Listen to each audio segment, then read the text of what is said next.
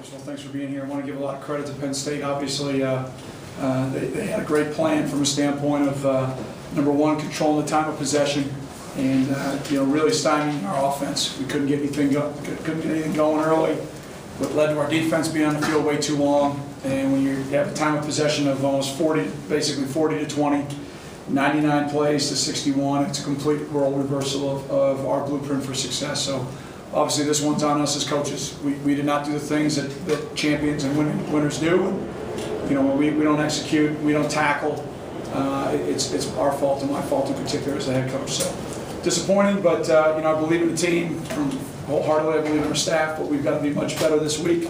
Number one, fundamentally. Number two, we got to execute better. We were 4 of 13 on third down. That's unacceptable. We can't do that and expect to win. We can't go 5 or 6 on fourth down and expect to win. Those kind of things. So a tip our hat to Coach O'Brien and staff. These young men, they played outstanding, and we'll regroup. We got a lot of pride, a lot of things we value in the locker room, and got all of our goals ahead of us. We'll respond. I believe that. How about questions, please? Fitz, were you guys lacking anything emotionally today? Like I noticed, if you had some good play on defense, Tyler Scott, nobody was around congratulating him. I didn't sense that. No, I didn't sense that. I think we're on the field for a long time. Yeah. So was it just in case guys just get tired? Yeah, I mean it's the same song we had at Syracuse. When you get worn out on defense, you're gonna give up plays, and they obviously had a play. We were behind the chains or short field, I should say, in the first half. I thought our defense kept us in the game, for the first 3 quarters. But the time of possession, war as the game went on, obviously wore us down. But no, I thought our emotion, I thought our passion was in a good place. I didn't sense any letdown whatsoever. I felt like they did a great job with film study today. With you guys offensively, they seemed to diagnose things really quickly. It almost looked like they had an extra defender on the field for some of those plays. Yeah, especially in the first half. Yeah, I got to look at the tape, but we thought we had some things. We come off on the boundary and we say this was there, that was there. So that's why it's on us as coaches. If the guys didn't see it clean enough, that's our responsibility. So we've got to get that fixed. Was it tougher to get Kane involved this week? I mean, obviously 9 catches, and it looked like Trevor was so, looking for him every time, and today obviously a lot harder to get him involved. Yeah, I mean, it just looked like we were a little bit out of sync for a while, and then we finally settled in and we moved the ball really well. But again, they've got a great defense. They've got tremendous football players on that side of the ball. One of the, if not the best, defense that we've seen by far this year. And they did a nice job. And don't forget the 12th person in the crowd. It was loud. And we didn't handle it very well. I think I said this before the game. I think I said on Monday, I'm going to know right where we're at after this game. And some of our youth showed today. We've got to do a great job this week coaching those guys. We lost contain, we missed tackles, we got to check and we don't get things like that. Little things that we've just got to be better at and handle the road better next week. So you expect them to go for it on fourth down so much? They've gone for it a lot prior to this, yeah, sure did. And I'm not surprised where he went for it. It was 4th and short, and then it was in our zone, our area. And, I think their kicker had made 2 field goals on the year. So, no, we were not surprised. We expect him to go for it on 4th down. We just didn't give our guys enough weapons, and we didn't have a good enough plan to stop it. Simeon had almost all the throws. I don't know if Coulter ended up getting a few at the end there. Has it gone more so with Coulter or Simeon getting more of the throws than you'd like? Would you like more of a balanced split there?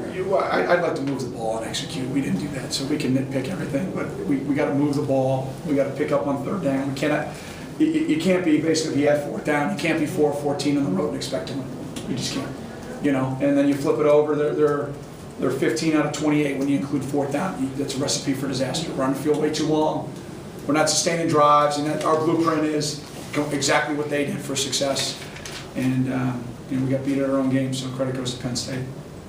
Can you talk a little bit about Venrick? And obviously he became the first player since 49 to have 2 punt returns for a touchdown.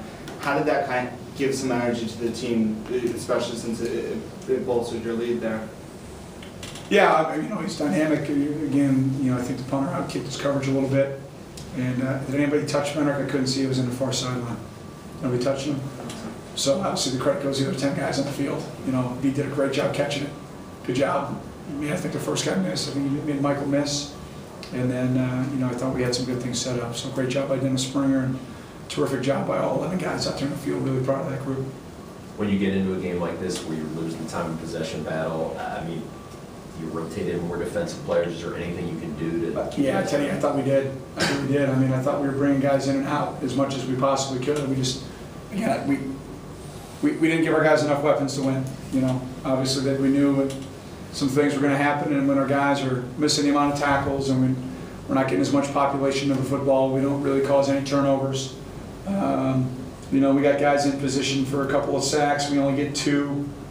You know, and I think we could have had about 12. You know, I mean, on the road, guys, it's pretty tough when you beat yourself. You know, so it's our responsibility as coaches. We can't do that. Coach, going off what you said, where do you think the team is at after this game? 5-1, man. I mean, we played pretty darn good football. I mean, we played. This team's as hot as anybody in the Big Ten. You know, things didn't go great. We got a chance to win a football game. We didn't win it. You know, you learn from it. You coach the bejesus out of the guys next week, and you move on, and you get ready for another road challenge. I mean, you know, it's awesome being in this kind of environment. The fans were great. It was rocking and rolling. I thought we handled it pretty well. It's a pretty darn good football team. We didn't play our best, but we got a darn good football team in our locker room. Coach Kill's going to have his guys ready next week, and we've got to get better. They had a week off, and you know, here we go again. Another team with a week off before we get ready to play them. So we got to heal up. We got to walk out with our heads held high, leave the loss here, and move on. I think we got a damn good football team. You know, we didn't get their B game today. We got their A game, and we were toe-to-toe, jaw-to-jaw with them all the way to the end until we really lost it. And we got them, 4th down on the goal line? Is that right? 3rd down on the goal line? You know, we got to make a play there. So, How tough is it for you personally when your team loses like this? So, me? yeah. I'm just chuckles and clowns, Coach Walker would say. How does that sound? How was the mood in there with the guys? They're not very happy right now. You know, and I'm really glad they're not. We've got to play better to win. You know, and when you come on the road, you put yourself in position in the 4th quarter, win a football game, you don't. You got to stick together, you got to move on, you got to look at it critically on why. But, you know, the one thing I thought we took a step forward today was our kicking game. I thought our kicking game was really good today. I thought it gave us a chance to win a football game on the road. You know, now we got to get the other 2 phases going. So that's probably the most disappointing thing is we didn't play very good, you know, team football today. We had 1 phase step up in the kicking game. We had 2 other phases not play well enough. Again, that's on us as coaches. We've got to be better. We've got to be better. Anyone else? You said that, I mean, the youth you saw showed a little bit today, and the offensive line you thought earlier had progressed a lot. Do you think the youth and then, I mean, sort of took a step back, or were you? Yeah, you know, I don't know about that. I mean, what did we give up, 1 sack? Was it at the end? I don't know. I don't remember when it happened. You know, we ran the ball for 112. We can't throw the ball for 135 yards in a Big Ten game and win. We got to throw the ball better. We had looked like to me we had a lot of drops, you know, and so we'll take a look at it. And I promise you this: that Banner brothers in that locker room will stick together. They'll be great. Our leadership will step up, and you know, every once in a while, when you get your tail whooped, you realize just how hard it is to win a Big Ten football game. Maybe now we'll all listen a little bit better. Maybe now we'll all fight a little bit harder. And I prefer to do it with a win. Don't get me wrong, but they'll be good to go. Coach, do you feel like you let them get away? Yeah, absolutely. No question. No question. But you know what? Nothing you can do about it now. So I tell the guys, what's done is done. And you got to learn from it. You got to move on. We can't let Penn State beat us twice. That would be a shame.